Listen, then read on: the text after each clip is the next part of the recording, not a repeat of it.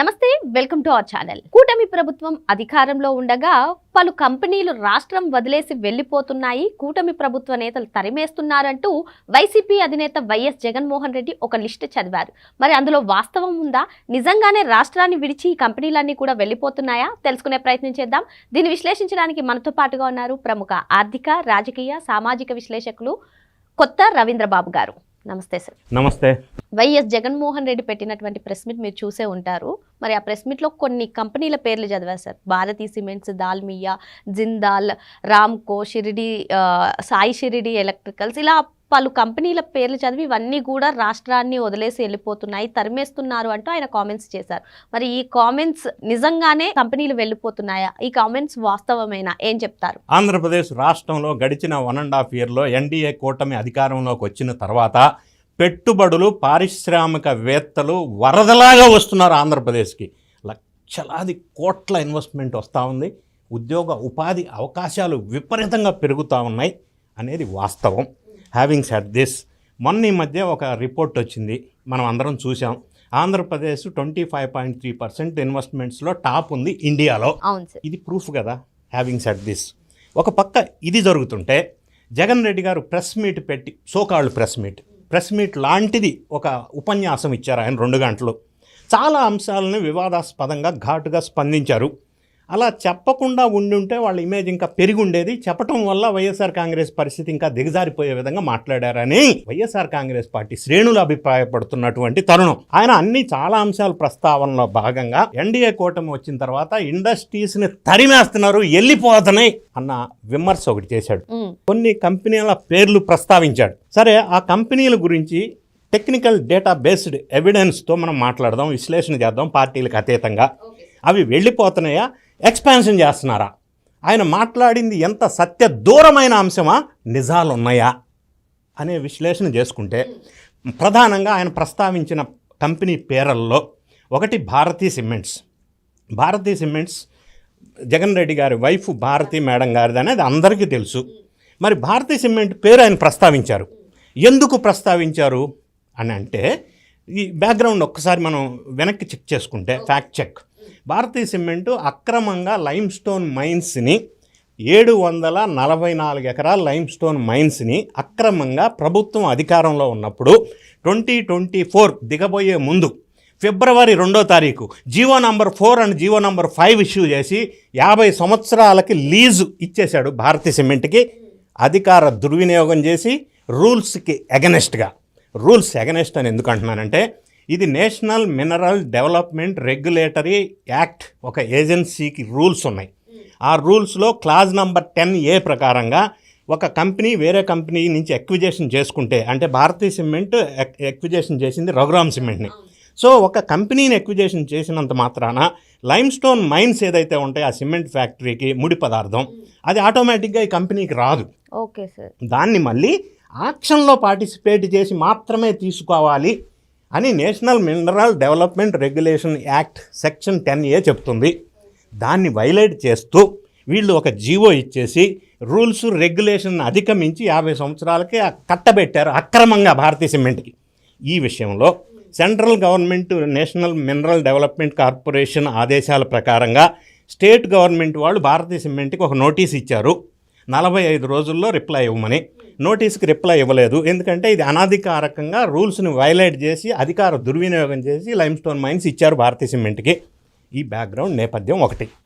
అయితే ఇప్పుడు జగన్ రెడ్డి గారు భారతీ సిమెంట్ ఆంధ్రప్రదేశ్ నుంచి వెళ్ళిపోతుంది వాళ్ళ కంపెనీ అని ఎందుకు అన్నాడు అంటే, ఫ్యూచర్లో ఈ నోటీస్కి అగెనెస్ట్గా గవర్నమెంట్ వాళ్ళు రూల్స్ రెగ్యులేషన్స్ వైలేట్ చేశారు కాబట్టి ఏదన్నా యాక్షన్ తీసుకుంటే, నేను చెప్పా కదా ఆ రోజే భారతీ సిమెంట్ నీళ్ళు పంపించేస్తున్నారని, అందుకే నోటీస్ ఇచ్చారు. స్ట్రాటజీ, వ్యూహం. అప్పుడు దీన్ని లింకప్ చేసుకుంటాడు. ఆ వ్యూహంలో భాగంగా ఈరోజు భారతీ సిమెంట్ పేరు చెప్పి ఉండవచ్చు. 2వ పాయింట్, దాల్మియా సిమెంట్ గురించి మాట్లాడారు. దాల్మియా సిమెంట్ అనేది జగన్ రెడ్డి గారికి బినామీ సిమెంట్ కంపెనీ అనేది అందరికీ తెలుసు. అయితే అయినప్పటికీ దాల్మియా సిమెంట్ వెళ్ళిపోతుందా లేదా అన్న విషయాన్ని ఒకసారి మనం ఆలోచించినట్టయితే, దాల్మియా సిమెంట్ ఆంధ్రప్రదేశ్ ఉన్న యూనిట్ ఎక్స్పాన్షన్ చేసుకోవాలని చెప్పి ప్రస్తుత ఎన్డీఏ ప్రభుత్వం వారికి వాళ్ళు ఒక అప్లికేషన్ పెట్టారు. 2700 కోట్లు ఇన్వెస్ట్మెంట్ చేస్తామని ఒక అప్లికేషన్ పెట్టుకుంటే ఎన్డీఏ ప్రభుత్వం వారు జనవరి 3వ తారీఖు 2026న ఆ ఎక్స్పాన్షన్ అప్రూవల్ అయింది. మరి వాళ్ళు ఎక్స్పాన్షన్కి వెళ్తామని అప్రూవల్ తీసుకుంటే ఈయన ఆంధ్రప్రదేశ్ నుంచి వెళ్ళిపోతుందంటాడేంటి? అంటే అది అబద్ధమా, ఇది అబద్ధమా? అంటే తన చేతి నుంచి జారిపోతుందనే ఉద్దేశంతో కూడా ఇటువంటి కామెంట్స్ చేయొచ్చండి. ఇంకొక అంశం ఉంది. దాల్మియా సిమెంట్ లాంటి కొన్ని కంపెనీస్ జగన్ అక్రమాస్తుల కేసుల్లో వీళ్ళు ఒక పార్టీ. జగన్ అక్రమాస్తుల కేసు అనేది ఒక కేసు ఉంది. 13 సంవత్సరాల నుంచి నడుస్తుంది, నడక నడుస్తుంది. అందులో 78 కంపెనీస్ ఉన్నాయి. వాళ్ళ దగ్గర నుంచి ఈయన కిడ్కో ప్రో ద్వారా లబ్ధి పొందాడు అనేది ఒక అభియోగం. అందులో ఒక కంపెనీ దాల్మియా సిమెంట్స్. అది సపరేట్ సబ్జెక్ట్. అయినప్పటికీ ప్రస్తుతం దాల్మియా సిమెంట్ అనే బినామీ అయినా కాకపోయినా ఎక్స్పాన్షన్కి వెళ్తామని వీళ్ళు అప్రూవల్ తీసుకుంటే స్టేట్ వదిలిపెట్టి వెళ్ళిపోతుందని చెప్పడం అనేది కాంట్రడిక్టరీ స్టేట్మెంట్ కదా అది. ఇంకొక మాట, అరబిందో ఫార్మా గురించి ఆయన మాట్లాడాడు. అరబిందో ఫార్మా అసలు ఎవరిది? అది కూడా జగన్ రెడ్డి, సాయి రెడ్డి వాళ్ళ చుట్టాలది. సరే, అది వేరే విషయం. అయితే అరబిందో ఫార్మా ఆంధ్రప్రదేశ్లో ఉన్న యూనిట్స్కి ఈ మధ్యకాలంలో USFDA అనుమతి వచ్చింది. వాళ్ళ ఫార్మస్యూటికల్ కంపెనీకి. నంబర్ 1. నంబర్ 2, ఈ నెల 13వ తారీఖు వాళ్ళ కస్టమర్స్ విజిట్ ఒకటి పెట్టారు ఆంధ్రప్రదేశ్ యూనిట్ అన్నిటిలోకి. నంబర్ 3, డిసెంబర్ 2025లో ఈ అరబిందో కంపెనీ ఖల్దేవాల్ ఫార్మస్యూటికల్ అన్న ఒక కంపెనీని 325 కోట్లతో కొన్నారు. 4వ పాయింట్, అరబిందో ఫార్మా వాళ్ళు మళ్ళీ ఎక్స్పాన్షన్ కోసం అప్లికేషన్ పెట్టారు. అది పెండింగ్లో ఉంది. మరి ఆంధ్రప్రదేశ్ నుంచి వెళ్ళిపోవటం ఏంటి అరబిందో? ఈ ఎక్స్పాన్షన్ ఒక పక్కన, ఎక్విజేషన్స్ ఒక పక్కన జరుగుతూ ఉంటే వెళ్ళిపోతుందని ఎట్లా చెప్తారు? ఒకదానికి ఒకటి సంబంధం లేని అంశం కదా. ఇంకొక పాయింట్, ఇంకొక కంపెనీ చెప్పాడు, Shiridi Sai electricals. Shiridi Sai electricals owner Narreddy Vishweshwara Reddy. సరే, ఆయన జగన్ రెడ్డి గారికి చుట్టమైన అవినాష్ రెడ్డికి చుట్టం. అందుకే వైఎస్ఆర్ కాంగ్రెస్ పార్టీ అధికారంలో ఉన్నప్పుడు ఈ షిరిడి సాయి ఎలక్ట్రికల్స్ సంస్థకి అనుకూలంగా భారీ ఎత్తున కాంట్రాక్ట్స్ ఇచ్చారు. అందులో పెద్ద ఎత్తున అవినీతి జరిగిందన్న ఆరోపణలు కూడా పెద్దగా ఉన్నాయి. సరే, అది పక్కన పెడితే మనం షిరిడి సాయి ఎలక్ట్రికల్స్ గవర్నమెంట్ మారిన తర్వాత, after changing the NDA government in Andhra Pradesh, Shirdi Sai ఎలక్ట్రికల్స్కి రీసెంట్గా మొన్న డిసెంబర్లో 30,625 కోట్లకు సంబంధించి గ్రీన్ ఎనర్జీ ప్రాజెక్ట్స్ శాంక్షన్ అయినాయి. మరి షిరిడి సాయి ఎలక్ట్రికల్స్ వెళ్ళిపోతున్నా అంటారేంటి? ప్రాజెక్ట్స్ శాంక్షన్ అయినాయి, ఎక్స్పాన్షన్ జరుగుతుంది. 30,625 crores శాంక్షన్ అయ్యి ఎక్స్పాన్షన్కి వెళ్తుంటే, ఆర్డర్స్ వస్తుంటే గ్రీన్ ఎనర్జీ ఫీల్డ్లో షిరిడి సాయి కంపెనీ వెళ్ళిపోతుంది అంటారేంటి? ఇంకొక కంపెనీ పేరు చెప్పారు, రామ్కో సిమెంట్. ఈ రామ్కో సిమెంట్ కూడా జగన్ అక్రమాస్తుల కేసుల్లో దాల్మియా సిమెంట్తో పాటుగా ఇది లిస్టులో ఉన్న కంపెనీ. అది పక్కన పెడదాం, దానికి ఇష్యూకి సంబంధం లేదు. అయితే ఈ రామ్కో కంపెనీ ఆంధ్రప్రదేశ్లో ఏదైతే ఉందో, ఒక 700 ఎకరాల లైమ్ స్టోన్ మైన్స్ ఎడిషనల్గా కావాలని చెప్పి ప్రభుత్వానికి ఒక లెటర్ ఇచ్చింది మొన్న సెప్టెంబర్లో. ఆ expansion of limestones mines, ఎందుకంటే సిమెంట్ ఇండస్ట్రీస్కి ప్రధానమైన raw material limestone. Cement is made from limestone. కాబట్టి ఆ లైమ్ స్టోన్స్ ఎడిషనల్గా కావాలని వీళ్ళు గవర్నమెంట్కి అప్లికేషన్ పెడితే అది పరిశీలనలో ఉంది.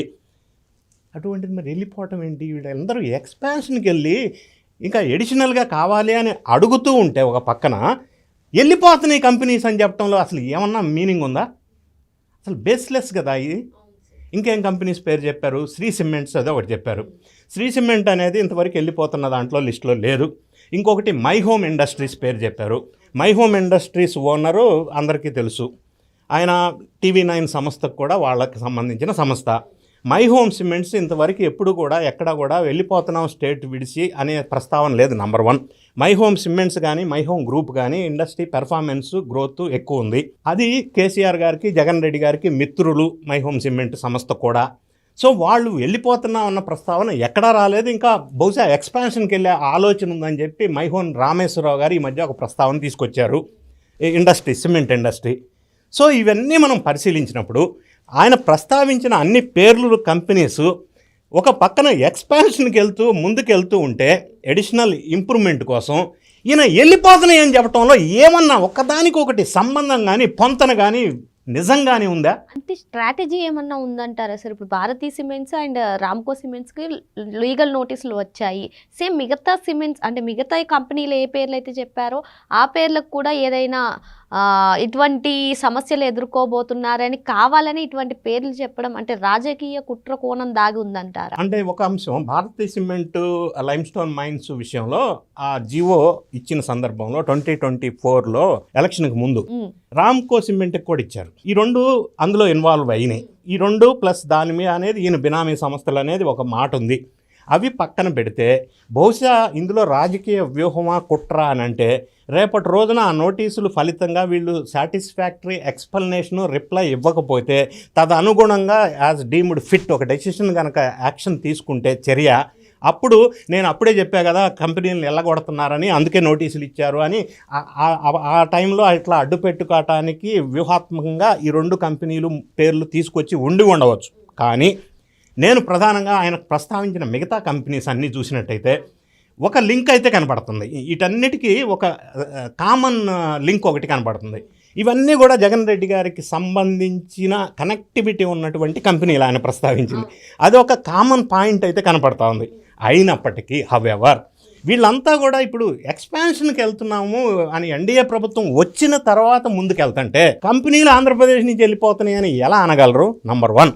నంబర్ 2, ఏ కంపెనీ అయినా ఇన్వెస్ట్మెంట్ పెట్టే స్థాయిలో ల్యాండ్ అలాట్మెంట్ అప్పుడు కానీ పర్మిషన్స్ ఇచ్చే టైంలో కానీ ఆ ప్రభుత్వం వారు జగన్ రెడ్డి లాంటి ప్రభుత్వం అధికారంలో ఉన్నప్పుడు వాళ్ళ దగ్గర లంచాలు డిమాండ్ చేశారు. ఫర్ ఎగ్జాంపుల్ కియా లంచాలు డిమాండ్ చేశారు. ఆ బాధ తట్టుకోలేక కొన్ని కంపెనీలు వద్దని పారిపోయి వెళ్ళిపోయి లులు గ్రూప్, ఇట్లా కొన్ని ఎగ్జాంపుల్స్ ఉన్నాయి వాళ్ళ పీరియడ్లో.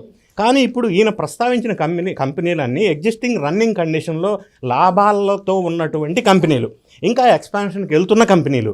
కాబట్టి ఇవన్నీ ఆయనకి సంబంధించిన పేర్లు 4 చెప్పి ఇవన్నీ వెళ్ళిపోతున్నాయి అని చెప్పి ప్రజల్లో దుష్ప్రచారం చేసే ఒక కుట్ర కోణం.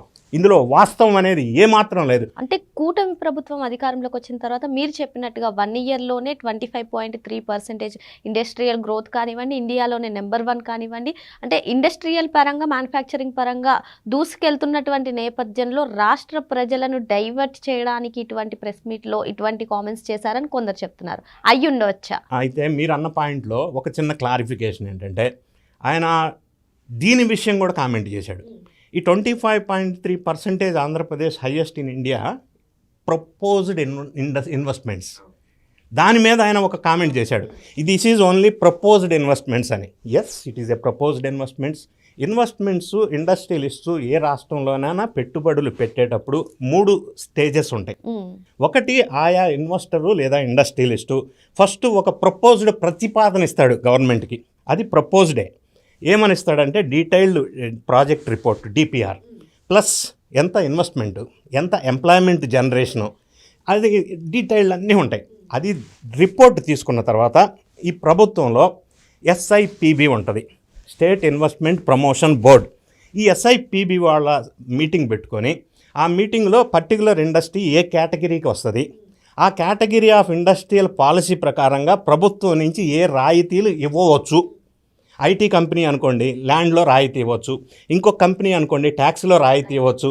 ఇట్లా ఏమి రాయితీలు ఇవ్వచ్చు అని ఒక ఫ్రేమ్ వర్క్ స్టడీ చేసిన తర్వాత that will go to the cabinet approval. Cabinet approval అయిన తర్వాత గవర్నమెంట్ నుంచి క్లియరెన్స్ వచ్చేసిన తర్వాత అప్రూవల్ అయిన తర్వాత ల్యాండ్ అలాట్మెంట్ మిగతా ప్రాసెస్ అయిపోద్ది, ఇండస్ట్రీ స్టార్ట్ చేసుకుంటారు. ఇది స్టెప్ బై స్టెప్ ప్రాసెస్. అందులో ప్రాసెస్లో భాగంగా ఇది ఫస్ట్ స్టెప్. సో ఇది లేకుండా డైరెక్ట్ ఎవరైనా వచ్చి ఇన్వెస్ట్మెంట్ ఇండస్ట్రీ స్టార్ట్ చేయరు. ఇందులో కనెక్టివిటీ పాయింట్ ఇంకొకటి చెప్తా. జగన్ రెడ్డి గారు పరిపాలించిన 5 సంవత్సరాల కాలంలో 5 SIPBలు పెట్టారు, state investment promotion board meetings.